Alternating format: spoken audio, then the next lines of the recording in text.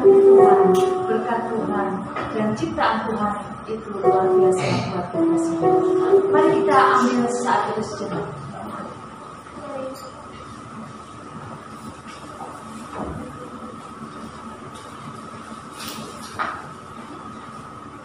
Amin.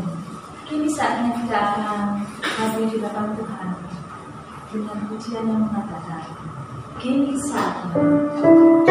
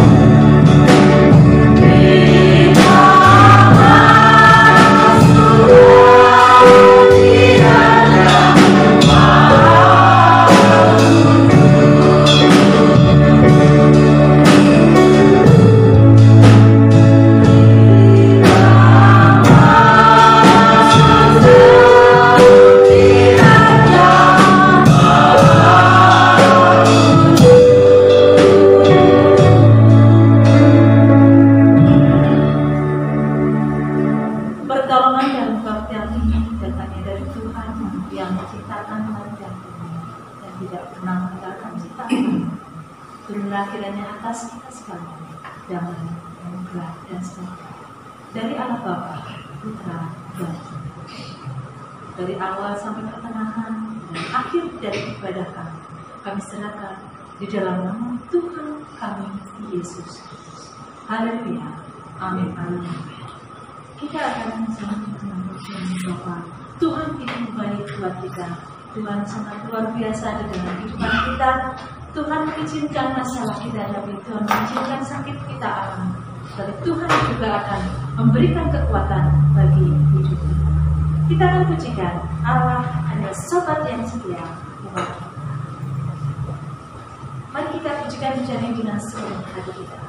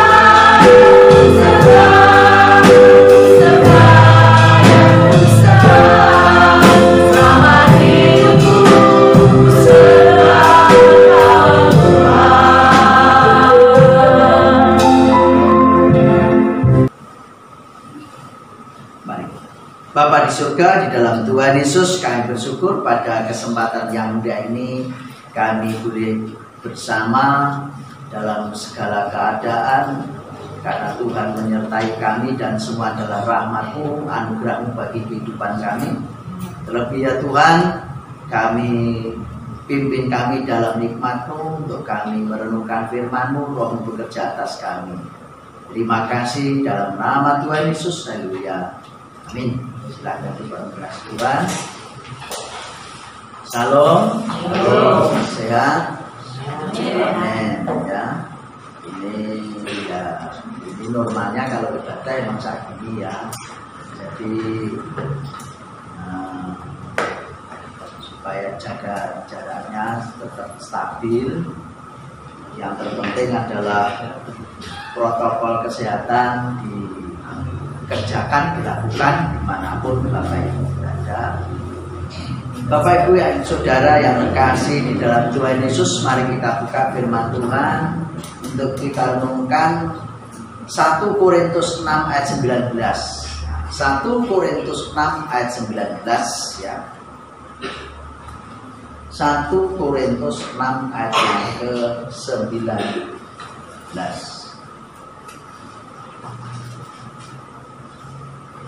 1 Korintus 6 ayat 19. Dan kita lihat ke depan Bapak Ibu ya. Kita baca bersama-sama, mari kita berdiri untuk kita baca. 3, 2, 1. Atau tidak tahukah kamu bahwa tubuhmu adalah baik Roh Kudus yang diam di dalam kamu, Roh Kudus yang kamu peroleh dari Allah, dan bahwa kamu bukanlah milik kamu sendiri. Amin. Silakan duduk. Bapak Ibu saudara yang terkasih dalam Tuhan, ada dimensi fisik dan ada dimensi rohani di dalam pemahaman terhadap atau tentang gereja, ya kan? Ada dua dimensi. Secara fisik, Bapak Ibu saudara yang terkasih di dalam Tuhan Yesus Kristus, pemahaman terhadap gereja ini adalah gedung atau sebuah bangunan, ya kan? Itu adalah secara fisik. Itulah sebabnya di dalam perjanjian lama itu selalu mengacu namanya gedung.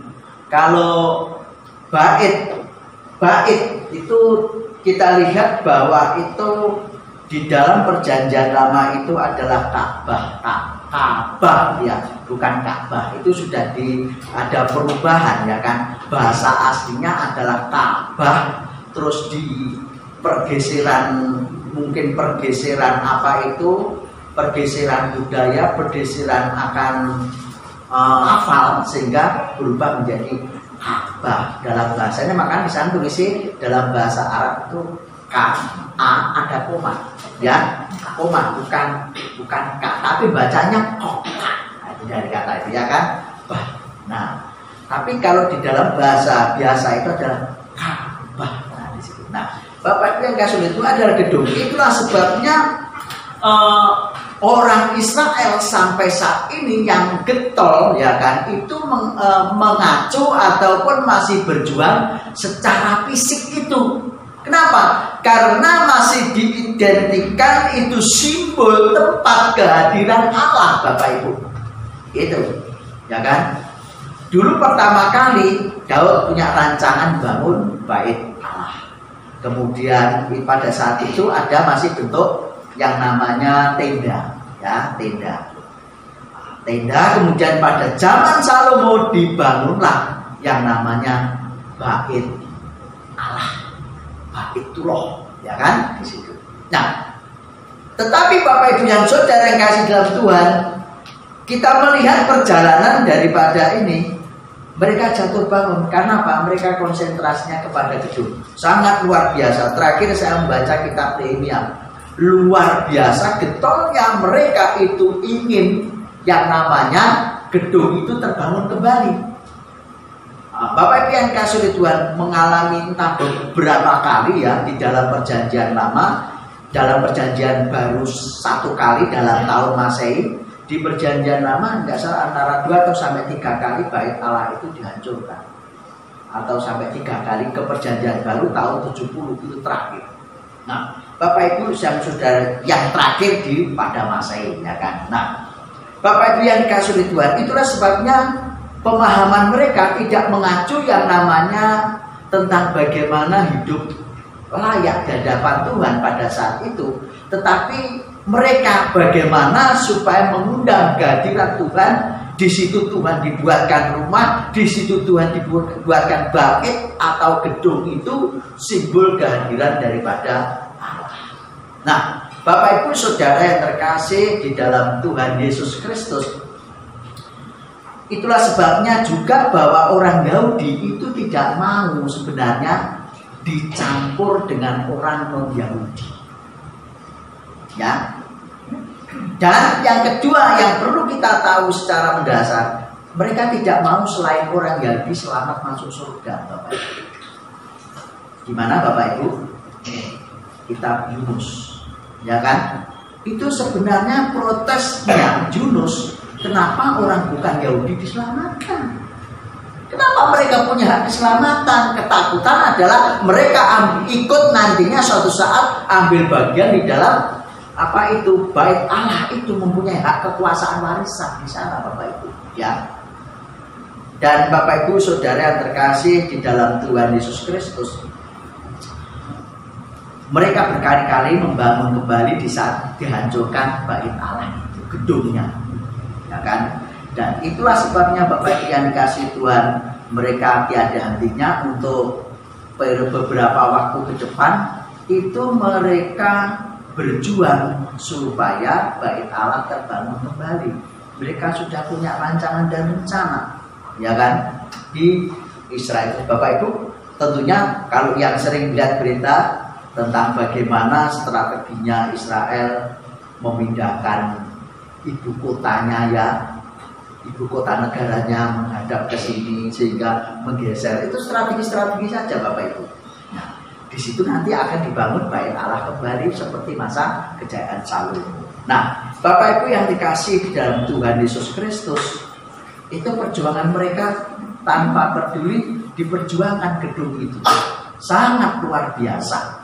Nah, Bapak Ibu yang dikasih dalam Tuhan Yesus Kristus, kalau kita melihat di dalam Perjanjian Baru, Bapak Ibu, itu gereja. Nah, itu sebenarnya bait itu adalah di dalam 1 Timotius 6 ayat 19. Tidak tahukah kamu bahwa tubuhmu adalah bait? Bait itu adalah rumah. Rumah itu bisa, kalau bahasa Yunani adalah oikos, ya kan? Kalau wong Jawa ngarani kos. Nah, ini sana oikos, dari sini kos, ya, atau lafalnya orang Jawa kos. Nah, itu rumah, ya kan? Atau geria. Sebenarnya geria atau igria, ya kan? Kalau orang Jawa akhirnya karena pergeseran lafal menjadi apa, Bapak Ibu? Griyo atau gereja, geria, ya kan? Coba lafalkan pelan-pelan. Griyo, jadi gerejo, ya kan? Griyo. Abjadnya coba bayangkan, bandingkan dengan abjad pada masa-masa dulu, apa itu? Orang Indonesia atau orang Jawa khususnya, ya kan? Apa tulisannya? Griyoye, gerejo, ya. Bapak Ibu yang dikasih oleh Tuhan Yesus Kristus, ini dari ker atau ker, yaitu dari bahasa Yunani adalah kuriakon, ya, dari bentuk kuriakon. Jadi di mana itu adalah kuriakon, kurios atau Tuhan atau Tuhan, itu digeser pemahamannya ke sana. Jadi adalah gereja, church atau church bahasa Polandia. Di situ ada pergeseran, ya kan?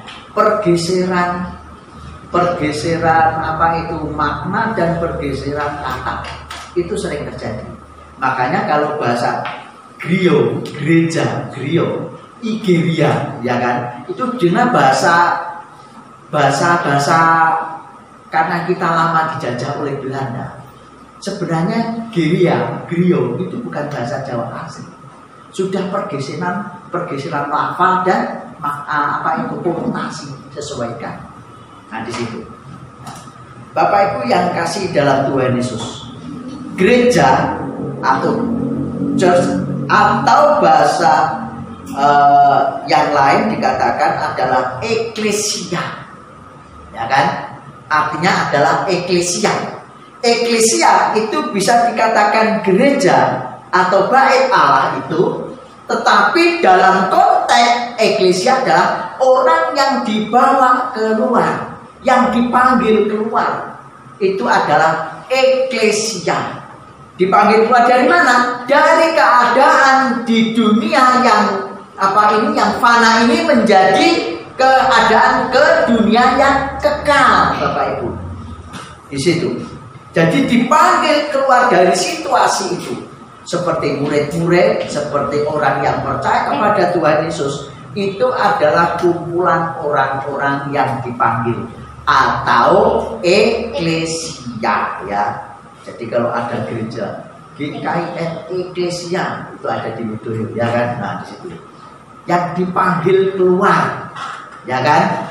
Dipanggil untuk bersama-sama di dalam Kristus Yesus. X itu keluar, ya, dari kata kaleo, ya kan? Memanggil, ya kan? Jadi eklesia artinya adalah dipanggil keluar. Jadi bentuk ada perubahan bentuk. Jadi antara memanggil berubah menjadi kata di. Nah, di situ, ya kan? Nah, Bapak Ibu Saudara yang terkasih di dalam Tuhan, gereja adalah suatu kelompok yang dipanggil keluar. Jadi Bapak Ibu bukan gedung ini, tapi kita orang yang percaya kepada Tuhan Yesus itu adalah gereja yang sebenarnya, ya kan?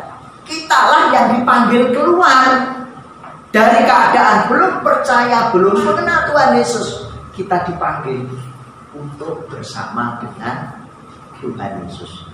Dari situasi kubangan kita ada dalam lubang, kita dipanggil keluar. Nah, gitu loh Bapak Ibu, ya kan? Nah, disitulah Bapak Ibu Saudara yang terkasih di dalam Tuhan Yesus, arti makna gereja yang sebenarnya atau bait Allah yang sebenarnya. Makanya kita melihat di sini, tidak tahukah kamu bahwa tubuhmu adalah bait Roh Kudus, ya kan? Tubuhmu adalah bait Roh Kudus. Nah, sering kali saya sampaikan bahwa gedung ini adalah sesuatu bisa dikatakan fisik di saat kita ada di dunia ini, di negara kita. Suatu saat kalau gedung ini tidak memungkinkan untuk dipakai untuk ibadah, apakah tanpa ada gedung kita tidak ibadah? Tidak kan? Harus tetap ibadah walaupun tidak ada gedung. Kenapa? Karena firman Tuhan katakan tubuhmu adalah bait Allah, bukan gedung ini. Kenapa? Karena yang selamat nanti bukan gedung tapi kita. Nah, Bapak Ibu Saudara yang kasih dalam Tuhan Yesus, ini adalah makna rohani yang di dalam perjanjian baru yang lebih jelas lagi tentang apa itu bait Allah. Ya. Bapak Ibu Saudara yang terkasih dalam Tuhan Yesus, kalau kita pemahaman kita masih berlaku seperti perjanjian lama, saya yakin perjuangan kita untuk membangun gedung tidak akan pernah selesai sampai Allah datang kembali ke dunia, ya kan? Gak akan pernah selesai. Coba baca dalam perjanjian lama apa yang harus dilakukan di dalam membangun bait Allah. Kalau Salomo kayunya kayu aras dari Lebanon, ya kan?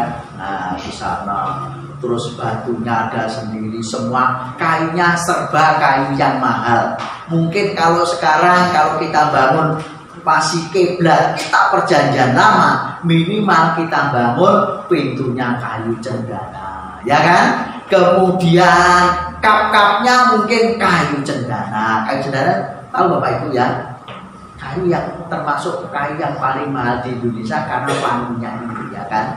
Mungkin Bapak Ibu yang dikasih oleh Tuhan hiasan dindingnya sini adalah apa Bapak Ibu? Kayu gaharu. Tahu gaharu? Itu adanya di Kalimantan, ya kan? irian. Jadi intinya kayu yang baunya bisa wangi, kayu garu. Jadi hampir kayak kemenyan Bapak Ibu baunya garu. Nah ini hampir kayak Bapak Ibu kalau beli apa itu sing koyok suket itu loh Bapak Ibu, itu baju pewangi-pewangian itu. Nah itu kayak gitu ya, itu zaman dulu ada itu ya kan. Nah atau sekarang warnanya kayak kayu sono sing warnanya hitam, itu garu itu di situ. Begitu tangan kita pegang plek Bapak Ibu ya, 1-2 jam tidak hilang. Saya pernah ada tetangga depan situ, saya pegang plek. Nah itu udah akan selesai Bapak Ibu, ya kan? Nah Bapak Ibu saudari kasih oleh Tuhan, inilah kita dibawa kepada pengertian yang sebenarnya tentang bait Allah itu bukan gedung, ya kan? Tetapi tubuh kita, hati kita. Itulah sebabnya Bapak Ibu yang dikasih di dalam Tuhan Yesus, Tuhan mengarahkan kepada kita untuk kita menggunakan hidup kita ini sebaik-baiknya bagi kemuliaan nama Tuhan. Bapak Ibu saudara yang kasih dalam Tuhan Yesus, kalau gedung ini kita tidak terlalu berjuang terlalu tinggi-tinggi, ya kan? Kalau mungkin ya nanti suatu saat ada berkat kita plester ulang saja, atau karena dulu akan asal jadi plesternya. Pintunya ya santai saja, biasa apa ada, sederhana, tidak terlalu yang mahal-mahal, ya kan? Kan ada yang paling mahal pintu kayu sederhana, nah di situ ya kan. Tapi kita biasa, Bapak Ibu yang kasih oleh Tuhan, ya kan. Jadi tidak terlalu berjuang untuk gedung ini. Yang sangat penting nomor 1 kita perjuangkan adalah tubuh kita, karena tubuh kita adalah bait Roh Kudus. Artinya apa Bapak Ibu? Kita perlu menjaga hidup kita di dalam hubungan dengan Tuhan, karena Roh Kudus selalu hadir di setiap orang yang sudah dipanggil keluar, yaitu eklesia. Sudah dipanggil keluar, ya. Nah, otomatis apa? Kita mengikrarkan, aku percaya kepada Tuhan Yesus Kristus, Allah Bapa, Putra, dan Roh Kudus. Bapak Ibu dibaptis. Siapa belum dibaptis? Ada 1, ya. Ada. Nah itu pada dasarnya di saat kita mulai percaya kepada Tuhan Yesus, itulah Roh Kudus tinggal di dalam hati kita.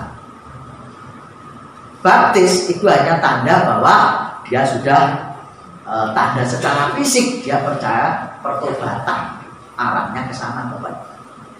Nah, untuk itulah Bapak Ibu yang kasih oleh Tuhan.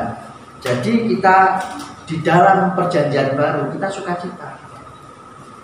Kita melihat Bapak Ibu apa yang terjadi di Konstantinopel, luar biasa gedungnya, ya kan? Luar biasa, itu entah kalau sekarang berapa miliar, ratus miliar itu bangun dia. Itulah gedung akhirnya menjadi rebutan secara fisik, ya kan? Rebutan secara fisik.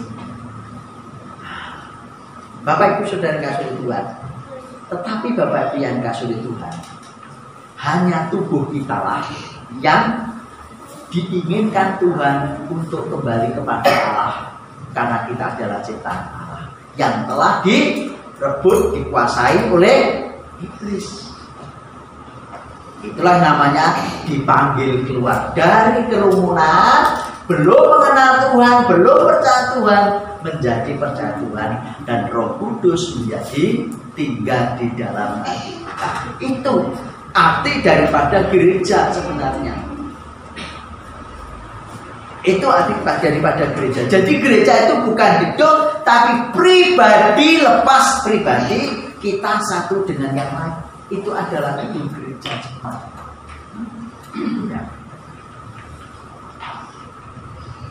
Nah ini yang perlu kita pahami.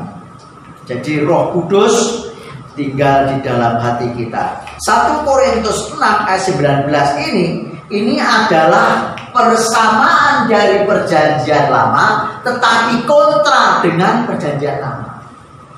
Kenapa samanya? Samanya adalah berbicara tentang bait Allah. Kontrasnya di mana? Di sana berbicara gedung, di sini ada berbicara tentang pribadi-pribadi yang dipanggil keluar. Bapak Ibu Saudara yang terkasih di dalam Tuhan Yesus Kristus, saya yakin Tuhan mempunyai tujuan begini Bapak Ibu. Di saat kita sudah dipanggil keluar dan Roh Kudus tinggal di dalam hati kita, ya, Roh Kudus tinggal di dalam hati kita, saya yakin Bapak Ibu akan menjaga dengan baik hidup kita, perilaku kita, perkataan kita, sikap kita. Kenapa? Contoh Bapak Ibu yang dikasih oleh Tuhan, Bapak Ibu umpamanya kerja di Saruta. Tahu Saruta?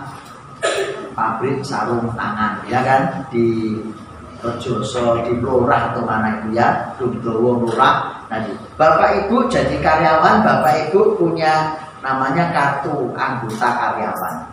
Nah kan, kalau masuk situ otomatis tidak sembarangan. Ini kartu ini biasanya dimasukkan tanda masuk, atau mungkin ada pakai jari atau pakai iris mata gitu. Nah, di situ ada peraturan bagaimana kerja, ya kan? Ada peraturan di dalam bekerja. Nah begitu juga kita di saat kita sudah dipanggil keluar, kita bersama dengan Kristus, kita merdeka. Merdekanya itu gimana tuh sebenarnya? Kemerdekaan kita adalah kita terbebas dari kuasa iblis yang akan nantinya membawa kita ke neraka. Kita menjadi masuk surga oleh perjuangan pengorbanan darah di dalam Kristus Yesus. Otomatis di sini kita merdeka, bebas. Tetapi bebasnya adalah bebas terpimpin. Demokrasinya demokrasi terpimpin, bukan demokrasi. Itulah Bapak Ibu yang dikasihi di dalam Tuhan Yesus. Mari kita mengekspresikan hidup kita, pikiran kita, jiwa kekuatan kita menjadi garam dan terang dimanapun kita berada. Itu yang namanya eklesia, gereja di dalam perjanjian baru yang dikehendaki oleh Allah. Tuhan di dalam Kristus Yesus bagi kita. Amin. Tuhan Yesus memberkati. Terima kasih Tuhan, terpujilah namamu. Firman-Mu pada saat pagi hari ini biarlah menguatkan kami, membawa pencerahan dalam hidup kami, peringatan akan kami bahwa tubuh kami adalah bait Roh Kudus dan Engkau tinggal diam di dalam hati kami masing-masing. Untuk kami dipanggil menjadi garam dan terang, menjadi lilin dimanapun kami berada. Terima kasih Tuhan Yesus, terima kasih. Terpujilah namamu atas segala sesuatunya. Engkaulah yang patut dipuji, ditinggikan dan dimuliakan. Terima kasih ya Tuhan Yesus, terima kasih Bapa. Di dalam nama Tuhan Yesus kami bersyukur buat firman-Mu. Bapa di surga, kami serahkan Bapak Ibu Saudara kami saat ini yang bersama dalam pekerjaan, rumah tangga, kekuatan kesehatan, anak-anak dalam sekolah, masa depan, cita-cita Tuhan Yesus yang memberkati ya Tuhan. Tuhan pimpin oleh urapan kuasa-Mu, jadilah garam dan terang ya Tuhan dalam segala keadaan. Kami serahkan saudara kami yang tidak bersama saat ini, yang tidak mungkin untuk ibadah atau bahkan di luar pulau. Kami serahkan dalam nama-Mu ya Tuhan. Tuhan yang berikan hikmat, bijaksana, kekuatan kesehatan di dalam Kristus Yesus Bapa kami yang di surga. Terima kasih Bapa, kami serahkan ya Tuhan sudah kami dalam kuasa-Mu, pimpinan sampai daerah bahkan gereja lokal. Pakai kami bagi kemuliaan. Bahkan saudara-saudara kami di lingkup organisasi, denominasi, sinode, baik yang ada di Nganjuk maupun dunia Indonesia secara khususnya, kami serahkan dalam tangan kuasa-Mu ya Tuhan. Dan Bapa di surga, jamah Bapak Ibu Saudara kami, sanak saudara kami yang sakit Tuhan sembuhkan, yang susah Tuhan yang menghiburkan ya Tuhan Yesus.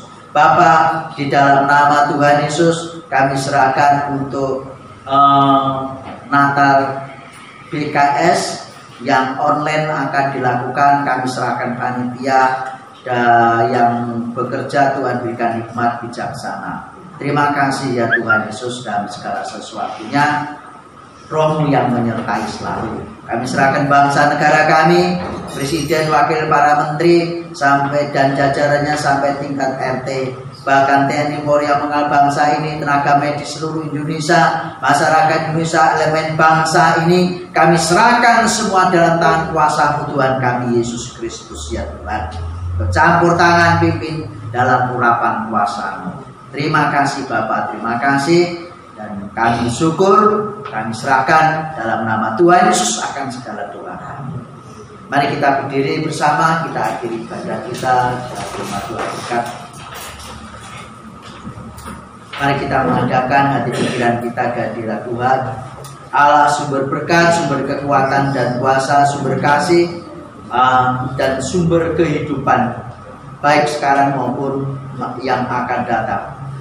Biarlah damai sejahtera, kekuatan dan kuasanya, kasihnya melimpah atas Bapak Ibu, atas rumah tangga Bapak Ibu, masa depan cita-cita Bapak Ibu saudara sekalian. Dan pulanglah jadilah garam dan terang dimanapun Bapak Ibu berada. Bawalah jiwa bagi Tuhan dan muliakanlah Tuhan di dalam segala waktu. Di dalam namalah Bapa, Putra, dan Roh Kudus, Tuhan Yesus memberkati. Amin.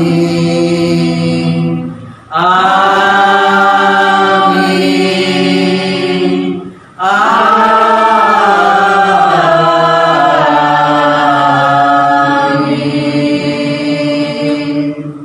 Amin.